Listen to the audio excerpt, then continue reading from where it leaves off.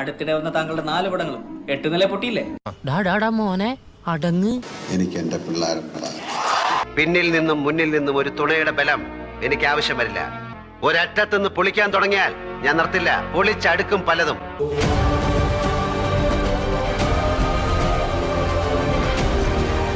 ഈശോ മിശിഹായ്ക്ക് സ്തുതിയായിരിക്കട്ടെ.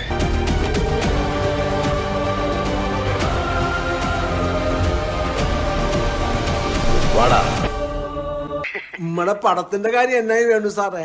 അയ്യോ പടം കിട്ട ചേട്ടൻ എങ്ങനെ ഉണ്ടായിരുന്നു? ഒരു രക്ഷയല്ല എന്റെ മോനെ തൂക്കിന്ന് വെച്ച് കഴിഞ്ഞാൽ കൊലത്തൂക്ക് ഒരു രക്ഷയല്ല. ജംഗിൾ പൊളിയല്ല, എന്താ വൈൽഡ് ഫയർ. ഇവിടെ ഞാനൊരു കലക്കും എന്റെ കറവേട്ടാ. രാവിലെ 6 മണിക്ക് വന്ന് കണ്ട വെറുതെ വച്ചിക്കാണ്. ഈശ്വര, ഇതിൽ പര സന്തോഷമുള്ള ഒരു കാര്യം കേൾക്കാനില്ല. ലാലേട്ടൻ കസറിയോ? ഒരു രക്ഷയില്ല. സമാധാനായിട്ട് പോയ സിനിമ ഉണ്ടോ? നമ്മുടെ സിനിമ സൂപ്പർ ഹിറ്റാ. 1000 കോടി അടിക്കൂ. 1000-500 പടം വേറെ ലെവലാണ്. ഒറ്റ പടമുള്ളൂ. അൽഹംദുലില്ലാ ഹൈർ ആശ്വാസായി. ഫസ്റ്റ് ഹാഫ് കഴിഞ്ഞപ്പോൾ പൂർണ്ണമായിട്ട് അഭിപ്രായം പറയാൻ പറ്റിയിട്ടില്ല. സെക്കൻഡ് ഹാഫ് കഴിഞ്ഞപ്പം എല്ലാവരും എന്താ ഈ രോമാഞ്ചം എന്ന് പറയത്തില്ല, അവസാനം വന്നു. ഞാനത് കോരി തെറിച്ചു പോയി. പ്രത്യേകിച്ച് ഒന്നും പറയാനില്ല. എന്ത് പറ്റി? കൊള്ളില്ല. എന്താണ് നെഗറ്റീവ് ആണോ? നെഗറ്റീവ് ആണ്. വലിയ ഒരു ഓവർ ഹൈപ്പിൽ വന്നുകൊണ്ടാണ്. പാട്ടിന്റെ 7 അയലത്തില്ല. ഇത് പ്രശ്നമാകും.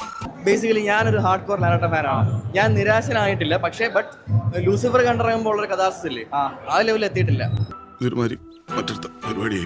ലൂസിഫർ പ്രതീക്ഷ വന്നു കഴിഞ്ഞാൽ ഇഷ്ടപ്പെടത്തില്ലെന്ന് ഞാൻ പറയൂ. ലൂസിഫറോട് കമ്പയർ ചെയ്യുമ്പോ എങ്ങനെ തോന്നി? ലൂസിഫർ ആണ് ബെസ്റ്റ്. ഇതല്ല അതെന്നാ വർത്താനം പറഞ്ഞു വെച്ചു പോയെ. ഫാൻസിനെ അർമാദിക്കാനുള്ള സാധനങ്ങൾ ഉണ്ടോ? അതോ ഉണ്ട്, എന്നാലും അത്രക്കില്ല. ഇതിനായിരുന്ന ഇത്ര ബിൽഡപ്പ്. ഗംഭീരം, അടിപൊളി സിനിമ, സൂപ്പർ മേക്കിംഗ്. ആ കൊടുത്ത ഹൈപ്പിനുള്ള എല്ലാം ഉണ്ടോ? പിന്നെ അതിനപ്പുറം പോകും. ഈ വാക്ക് കേട്ടാ മതി. അഭിനയിച്ചവരെല്ലാം അവരുടെ കഥാപാത്രങ്ങൾ ഏറ്റവും ഗംഭീരമാക്കി.